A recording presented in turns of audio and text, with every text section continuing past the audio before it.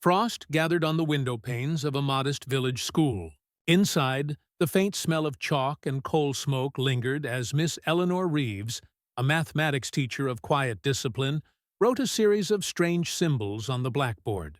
Her pupils, bright-eyed, war-weary teenagers, watched in silence, uncertain whether this was arithmetic or something else entirely. The wireless crackled faintly in the corner. News from the front, from London, from everywhere. Britain stood alone, but in rooms like this, another kind of battle was already beginning.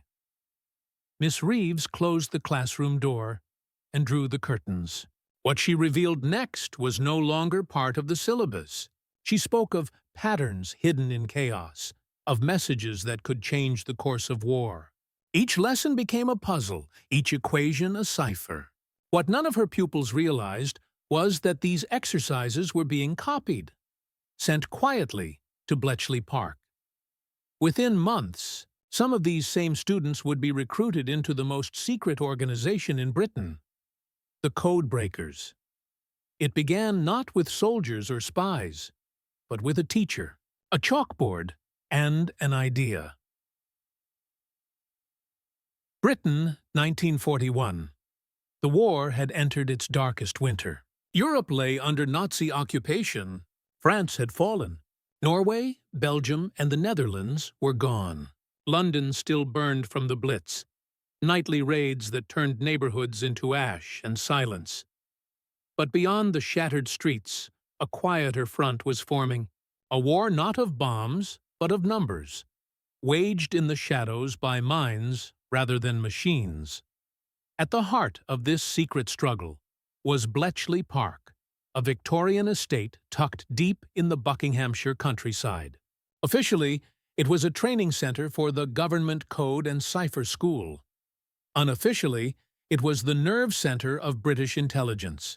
Here, mathematicians, linguists, chess champions, and crossword solvers battled to break the codes of the German Enigma machine, a device believed by the Reich to be unbreakable. Britain, 1941. Britain's codebreakers were under immense pressure. The Royal Navy was losing convoys in the Atlantic faster than they could be replaced. German U-boats, guided by encrypted messages, struck with ruthless precision. Every lost ship meant lost food, lost ammunition, and lost lives. Churchill himself called the Battle of the Atlantic the dominating factor throughout the war. But even the finest cryptanalysts, Alan Turing, Dilly Knox, and their growing team at Bletchley, were overwhelmed. The volume of intercepts was enormous. Each day, German signals flooded in from across Europe. The park needed more minds, and fast. It was during this desperate moment that the British government turned to an unlikely source: schools and universities across the country. Headmasters and mistresses received discreet letters from the Foreign Office, requesting the names of exceptionally gifted students in mathematics, logic, and languages. Many teachers never knew where those names ended up, but some, the ones who understood patterns, puzzles, and secrecy, realized exactly what was being asked. Among them was Miss Eleanor Reeves, a schoolteacher in Buckinghamshire, a woman who had once studied at the University of Cambridge but returned home when war broke out. Her small grammar school, like many others, was short on staff and resources. Air raid drills interrupted lessons. The older boys had left for the Home Guard. Some girls worked evenings at munitions factories. Yet Reeves refused to let her pupils succumb to despair. She turned mathematics into a challenge, codes into curiosity. Her students began to compete, solving cryptic puzzles she designed herself. Unknown to them, these puzzles mirrored real ciphers used by German field units. Reeves had a quiet contact at the nearby Bletchley site. A former university colleague now working under the codename Station X. Through this contact, she began forwarding her students' work. What began as a harmless classroom exercise soon drew attention from the intelligence community. Reports described the pupils' unusual aptitude for substitution patterns and transposition techniques. It was a time when the nation's survival hinged not only on bravery, but on brains. By spring 1942, the Ministry of Defense initiated new recruitment measures, quietly absorbing these amateur cryptographers into national service. Some of Reeves's brightest, still barely out of school, received sealed envelopes marked confidential. Within weeks, they were transported under secrecy to Bletchley Park, Hut 6 or Hut 8, to work on German Army and Luftwaffe codes. It was the beginning of an extraordinary chapter in British history, where educators, students, and scholars became soldiers of silence. Reeves, meanwhile, remained at her post, continuing to teach, recruit, and inspire. Her role was never officially recognized, but among those who knew, she was called the quiet conduit. Her idea that even a humble classroom could serve as a crucible of intelligence would help fill the ranks of Britain's most secret unit. By mid-1942, Bletchley Park had evolved into a hive of secret brilliance. What had begun as a small team of a few dozen had now grown into a complex network of over 7,000 staff, many of them civilians and many of them women. The estate buzzed with quiet intensity. Typewriters clattered day and night. Pigeons carried dispatches. Couriers cycled through the gates at dawn.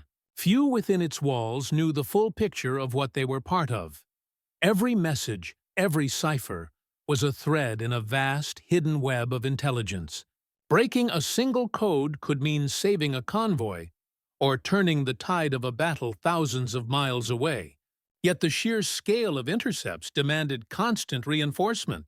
Bletchley's leaders, Commander Alistair Denniston and later Edward Travis, turned increasingly to Britain's schools, colleges, and teaching networks for help. Here, teachers like Eleanor Reeves became invaluable. They knew how to spot talent. The student who thought in patterns, who solved puzzles sideways, who saw not chaos, but rhythm in numbers. Reeves understood this instinctively. In her classroom, logic met language, and ciphers became stories. To her, teaching was not merely about education. It was training the mind to see beyond what was visible. Through quiet channels, an MI6 liaison known only as Mr. H, she continued to forward anonymized samples of her students' work to the park. These exercises, though disguised as classroom puzzles, were genuine decrypts copied from intercepted messages that had already been cleared for training. Her pupils never knew the origin of their assignments. They simply learned to think like codebreakers. Britain's education system was, in effect, feeding the war's most secret front. Schools in Cambridge, Oxford, and London joined in. Grammar schools in Kent, Surrey, and Buckinghamshire quietly participated. Some teachers were told to prepare students for special civilian service. Others were never told at all, only that their brightest pupils had been selected for government work. For young people of wartime, Britain, this was both thrilling and bewildering. They were sworn to secrecy, given false postings, and transported to Bletchley Park, or to satellite stations such as Bow Manor Hall in Leicestershire and Eastcote in Middlesex. There, they joined men and women who worked in silence for 12 hours a day, decoding, filing, and analyzing German communications. Many never spoke of their roles again, not even to their families. As the code-breaking operation expanded, so did its impact. The intelligence it produced, known by the code name Ultra, became one of Britain's most closely guarded secrets. It informed nearly every major military decision, from naval maneuvers to air raids, often without the soldiers involved knowing how their orders had been derived. Behind that curtain of secrecy lay the quiet influence of people like Reeves. Her pupils' work began feeding into Bletchley's operations. One of her former students, a girl named Margaret Ellis, was later assigned to Hut 6, helping to decrypt Enigma army codes used during the North African campaign. Another, Thomas Field, was placed at Eastcote, where he handled the transmission of decoded signals to Whitehall. Theirs was the invisible labor that helped shorten the war, the silent, cerebral battle that underpinned Britain's endurance.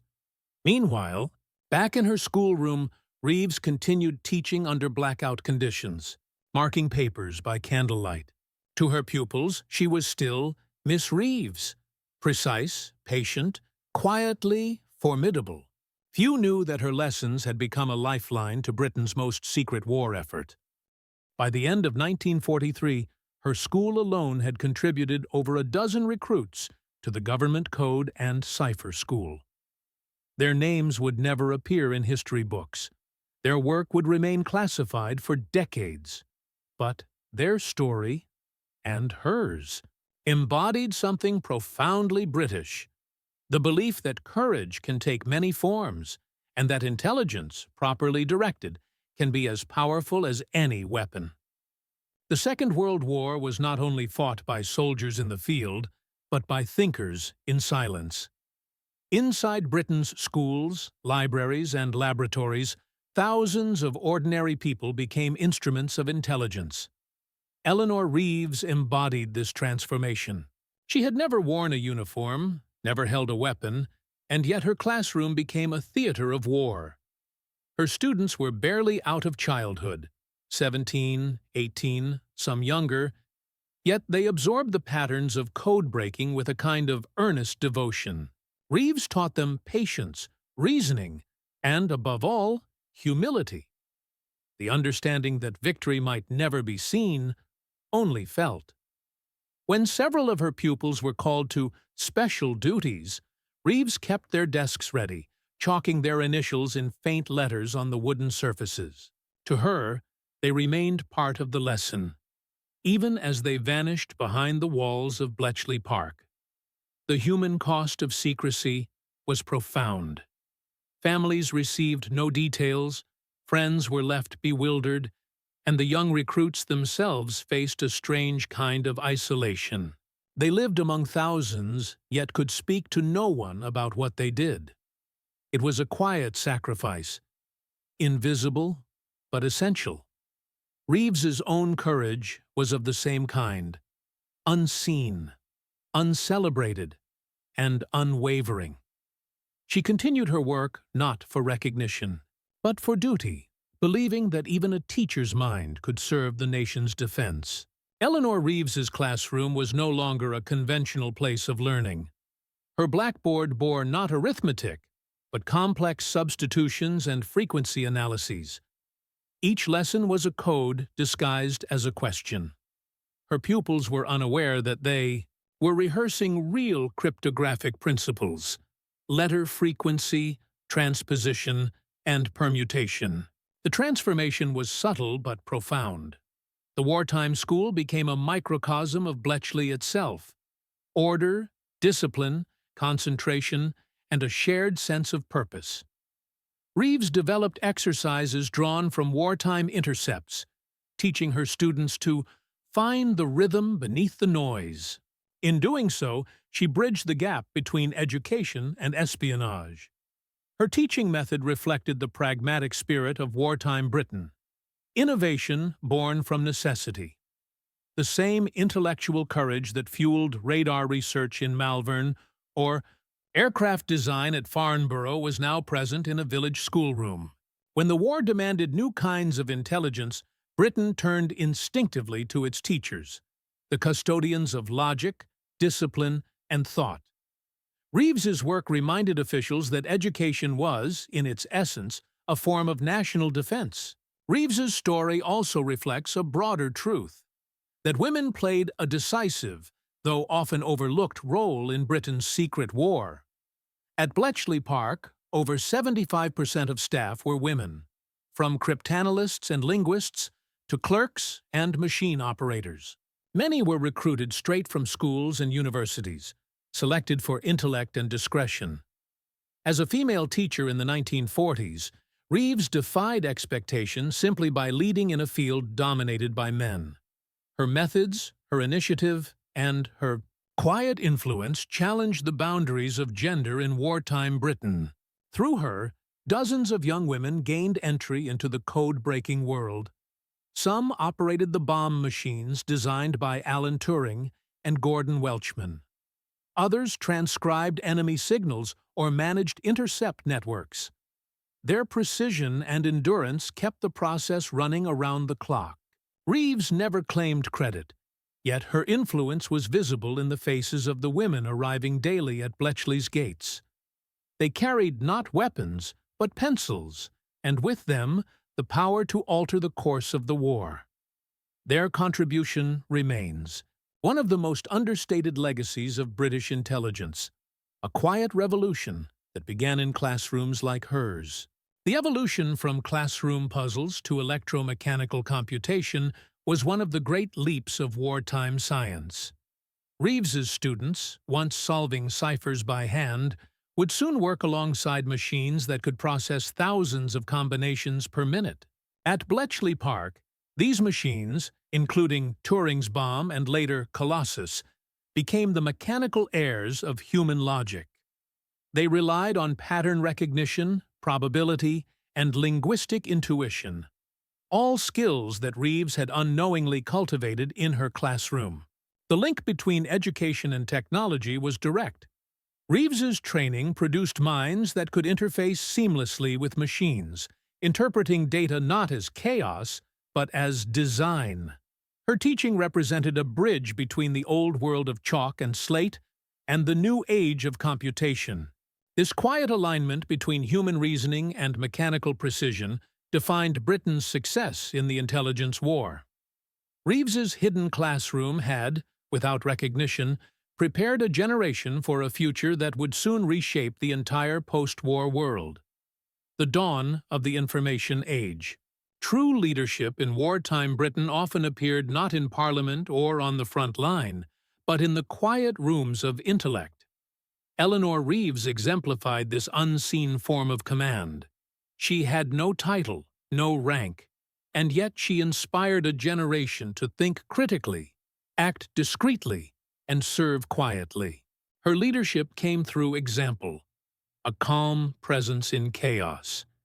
She demanded precision without cruelty, discipline without fear. Her pupils respected her not out of duty, but out of trust.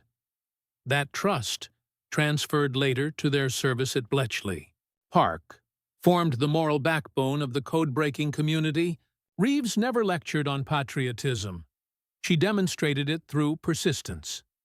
Her belief that every mind could serve echoed the wartime ethos embodied by Churchill's call for total mobilization. Every citizen, every skill, every thought devoted to the cause. In hindsight, Reeves's classroom became a model of wartime leadership, where intellect, humility, and moral clarity triumphed over authority or status. Her influence rippled outward, shaping not just her students, but the quiet, collective intelligence that won the unseen battles of the Second World War. For Reeves's students, the war's greatest test was not mathematics or memory. It was silence. Once sworn into the Official Secrets Act, they entered a new kind of battlefield, one that forbade conversation, recognition, or even honesty with their families. Reeves understood this weight. As their teacher, she had prepared them intellectually, but she could not shield them from the loneliness of secrecy.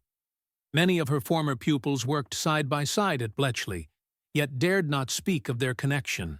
Letters home were vague, conversations guarded.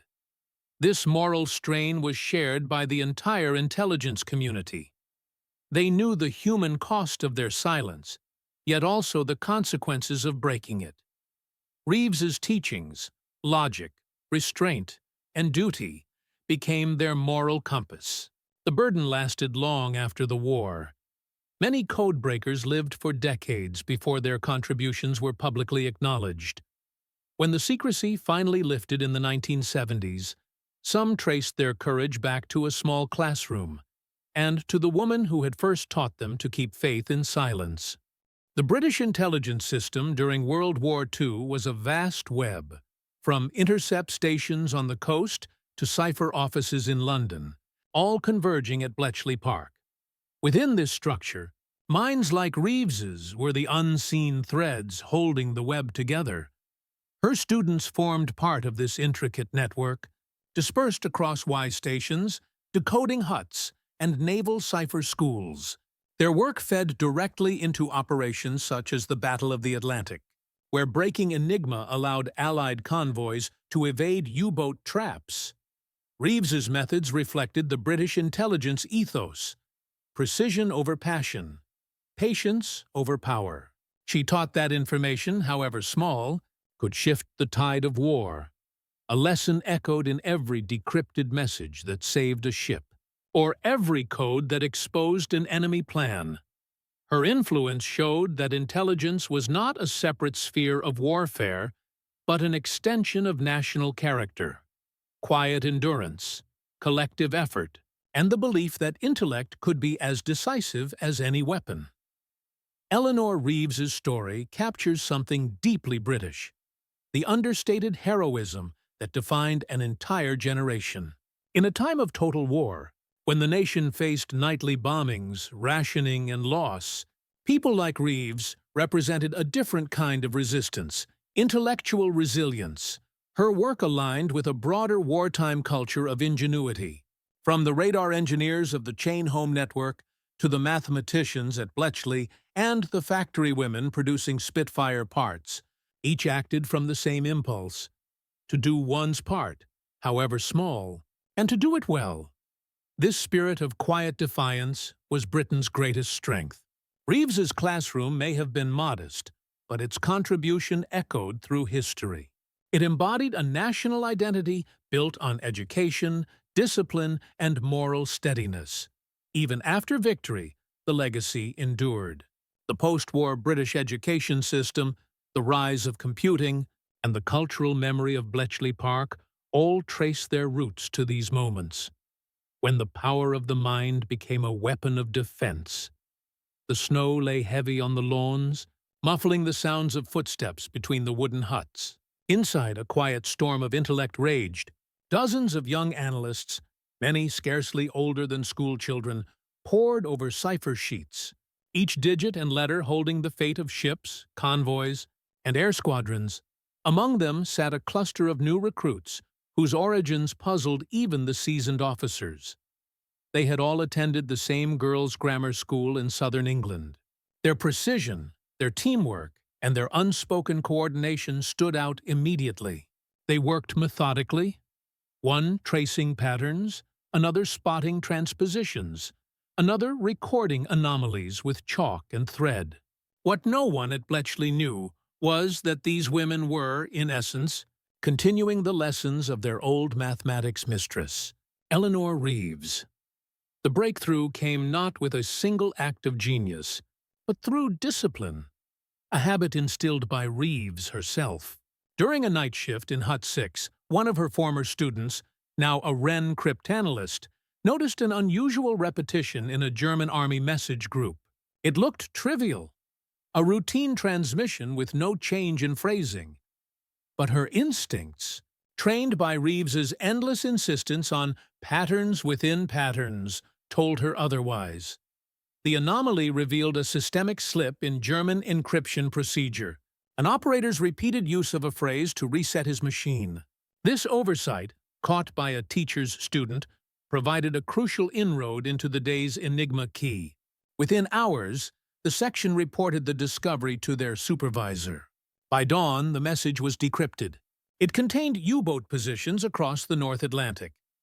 As the intelligence reached the Admiralty, Operation Ultra began to bear its most decisive fruit. Allied convoys, once vulnerable to invisible wolves beneath the sea, could now reroute safely. Dozens of ships and thousands of lives were spared. But in the huts, celebration was quiet. The young women merely exchanged glances and returned to work. None spoke of their connection, or of the woman who had set them on this path. For them, the victory was not personal. It was purposeful. In London, reports from Bletchley filtered to the highest levels. Churchill, upon being briefed, famously called the codebreakers the geese that laid the golden eggs, and never cackled. Among those silent geese were the pupils of a teacher who had never set foot in an intelligence office.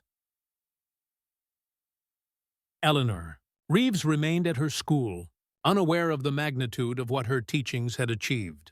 Yet word of her influence spread quietly among Bletchley officers. When recruitment expanded in 1942, several of her former pupils quietly recommended, "Miss Reeves's girls." The War Office began to take notice. The turning point was not merely the cracking of a code, it was the realization of what Britain's intellect, when mobilized collectively, could achieve. Reeves's approach, small, precise, and persistent, mirrored the ethos of British resistance itself. While bombs fell over London and factories ran day and night, the war was also being won in quiet rooms filled with pencils, paper, and minds sharpened by discipline. This was the moment the Allies understood that intelligence, not just arms, could shift the war's balance. Every intercepted signal became a chance, every cipher a battlefield. And at the heart of that revolution stood ordinary citizens, mathematicians, linguists, typists, and teachers. Reeves's students had turned intellect into a weapon, thought into defense. Their classroom, once a small, drafty room lined with chalkboards, now spanned the entire Allied network of codebreakers and analysts. The moral was clear.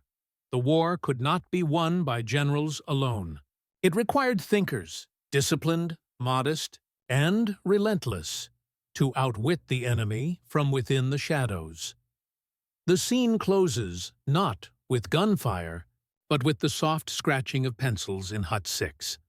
A young woman looks up from her notes, the faint echo of her teacher's voice in her mind. "Never ignore what looks ordinary. That's where the extraordinary hides." She nods, returns to her cipher sheet, and keeps writing. The world would never know her name, nor her teachers. But the course of the war had quietly turned. The Atlantic winds carried fewer distress calls now. Merchant ships, once easy prey to German U-boats, began to reach British ports more frequently. Behind this shift lay intelligence. Intelligence born not in laboratories or command bunkers, but in the mind of a village schoolteacher. By now, word of Eleanor Reeves's teaching methods had reached MI6 indirectly. A discreet memorandum, preserved today in the National Archives, noted the remarkable analytical capacity of certain female recruits from Southern counties' grammar institutions. One official scribbled a remark in the margin. Would appear to stem from instruction in deductive pattern work. Investigate source. The source was Reeves. Her teaching was simple, yet profound. She had taught her girls to think like puzzle makers, not puzzle solvers. "If you know how to build a code," she would say, "you know where it's weakest."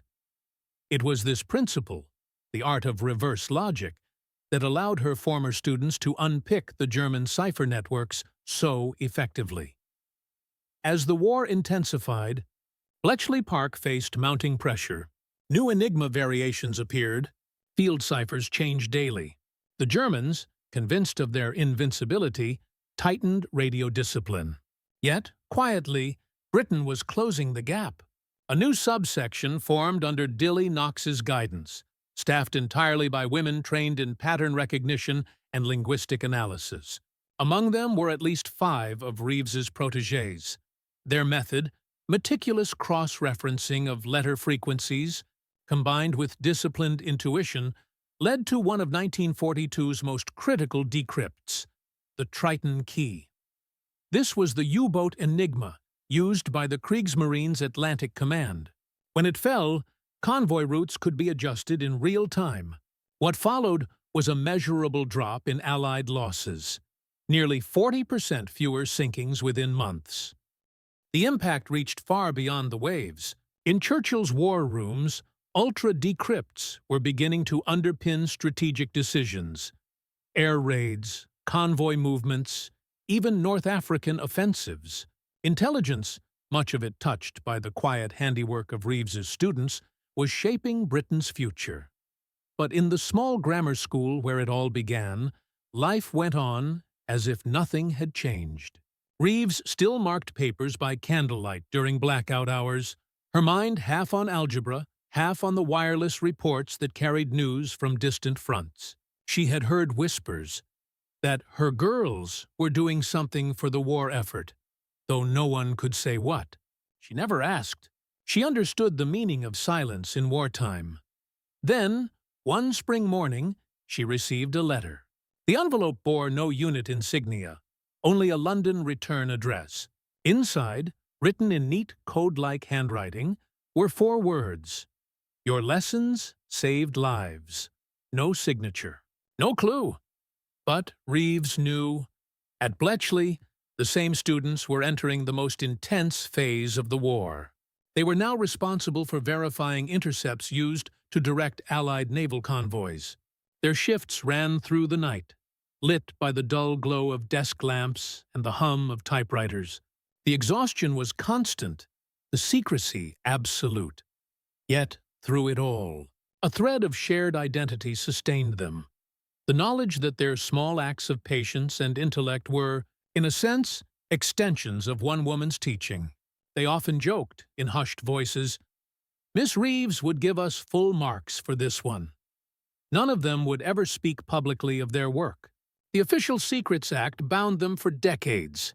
Their contributions were buried under layers of classification until long after Reeves's death. But their legacy endured in silence, woven into the moral fabric of Britain's wartime story. By late 1943, as Allied forces prepared for the invasion of Europe, Bletchley Park stood as one of the most vital centers of intelligence in the world.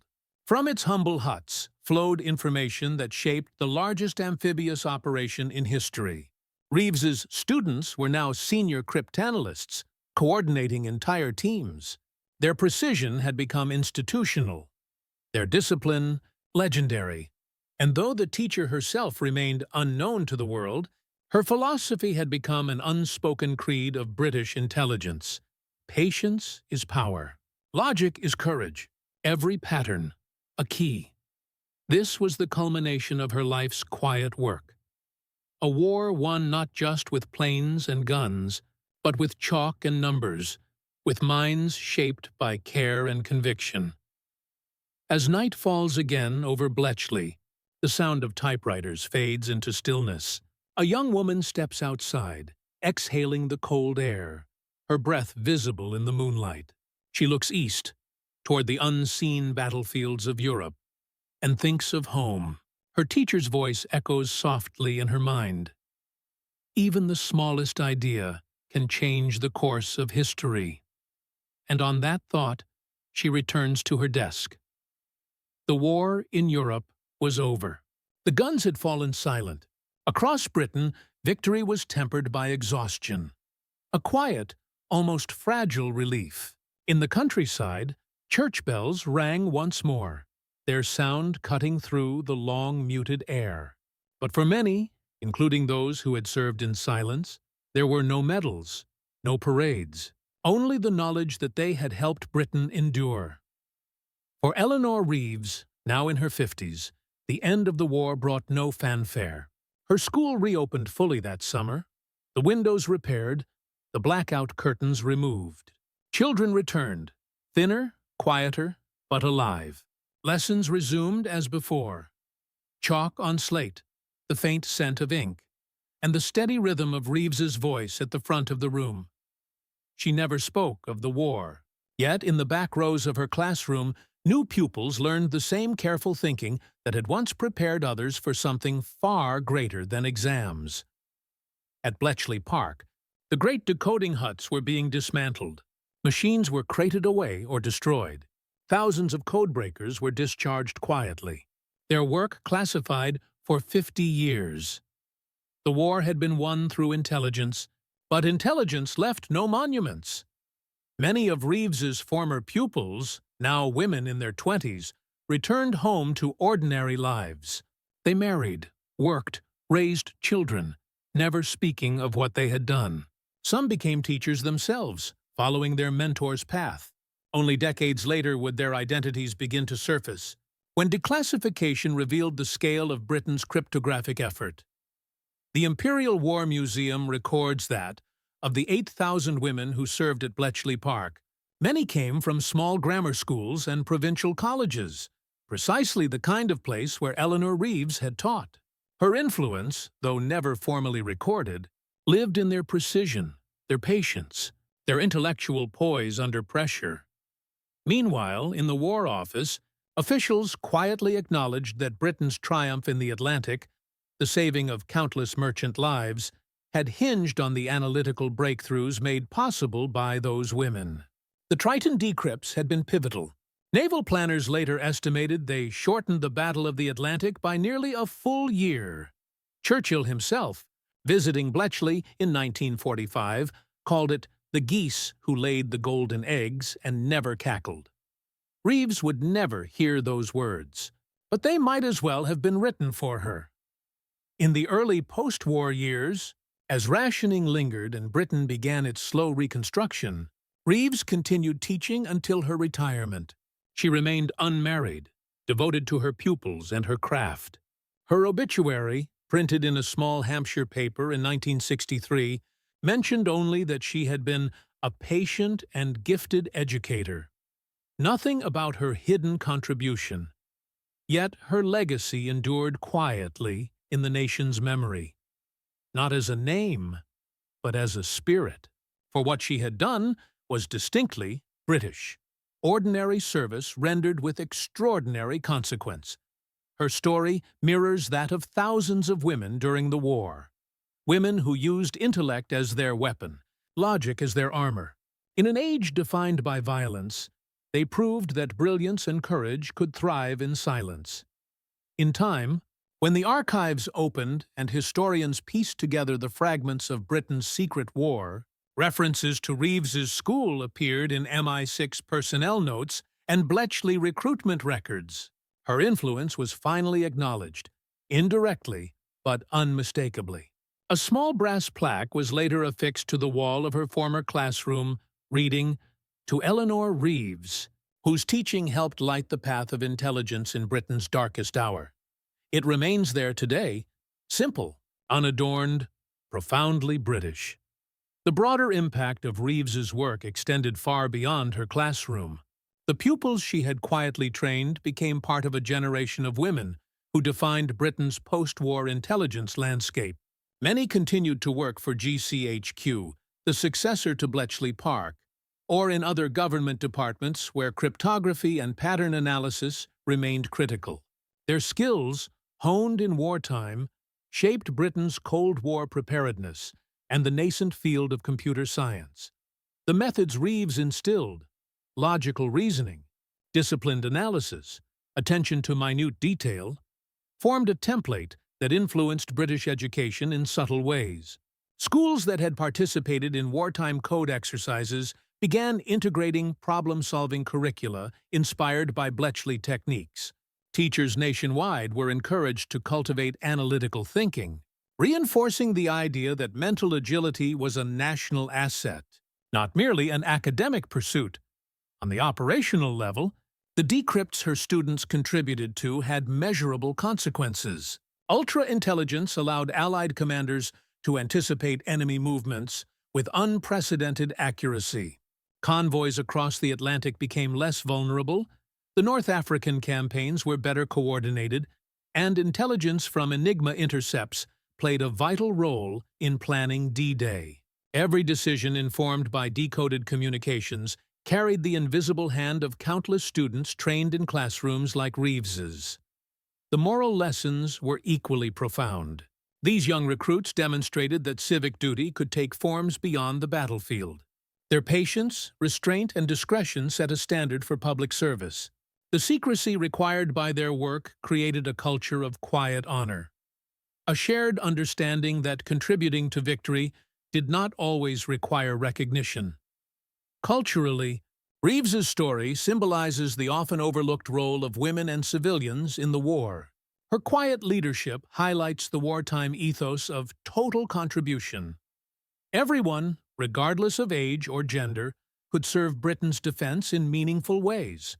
The war, often depicted as a story of soldiers and generals, was equally a story of ordinary citizens whose intellect and diligence saved lives and shaped the nation's fate. By the late 1940s and 1950s, as Britain reconstructed itself, the lessons of Bletchley Park and the hidden classrooms of women like Reeves continued to resonate. Computing, telecommunications, and intelligence analysis became fields of strategic importance. The war had shown that knowledge and discipline could rival tanks and aircraft in decisive power. In the end, Reeves's contribution was emblematic of Britain's quiet strength. Ingenuity, endurance, and moral resolve combined to create outcomes far greater than any individual could achieve.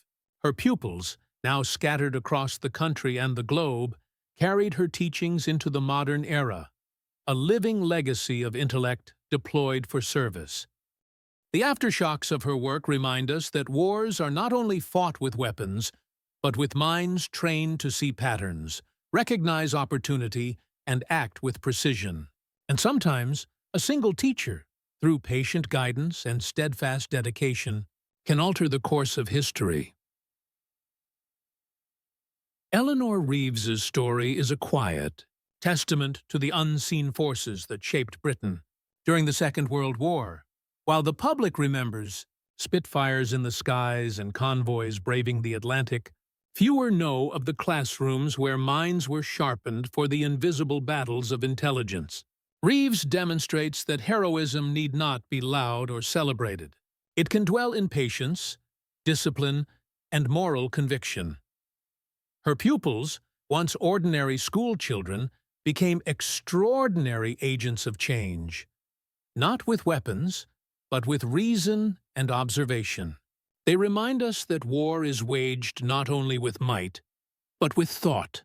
Each decrypted message, each pattern discerned, carried lives on its balance. Through her guidance, Britain gained not merely intelligence, but a moral and cognitive advantage that shaped the course of the conflict. There is something profoundly British in this story. The endurance of ordinary citizens, the quiet application of intellect to duty, and the belief that even the smallest effort, a lesson taught on a blackboard, a pencil marking a cipher, could ripple across history. Reeves's work embodies the stoic courage of a nation, the kind that does not seek applause, but acts because it must. Her legacy continues beyond the war. The disciplines she instilled presage the information age, influencing computer science, cryptography, and intelligence for decades to come.